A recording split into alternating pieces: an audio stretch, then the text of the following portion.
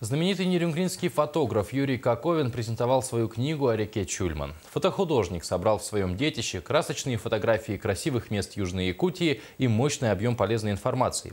На праздничный вечер, где презентовали книгу, собрались друзья, коллеги и единомышленники автора. С подробностями Екатерина Павлова. Лучший друг Юрия Коковина – фотокамера. В 31 год мужчина стал профессионально заниматься фотографией, делом, в котором полностью раскрылся его талант. Еще когда не было цифровых камер, на пленку Юрий запечатлевал такие кадры, которые до сих пор поражают людей интересным взглядом на привычные вещи. Сегодня без снимков для него не будет радости жизни, как говорит сам творец. Работы Юрия публикуются во многих изданиях Республики и России. Он автор нескольких фотоальбомов о Якутии. Он открыл мне новый мир, показал мир, который обычный человек никогда не увидит. То, как меняется природа,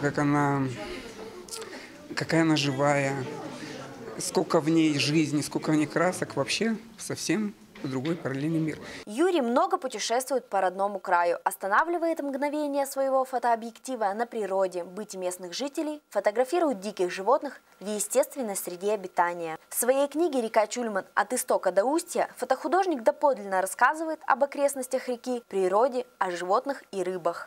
Кто-то отдых устроил, кто-то сплав сделал, кто-то там едет на работу. В общем, поэтому идея была, и если я не возьмусь, я знал, что не возьмусь, значит, никто об ней не напишет. Путешественника Юрия Коковина всегда поддерживает и сопровождает любящая его семья. Разделяет как радость тихих сплавов, удовольствие от рыбалки, так и шальную непогоду Якутии. Чтобы папа все успевал, создаем какие-то условия. Во-первых, понимаем.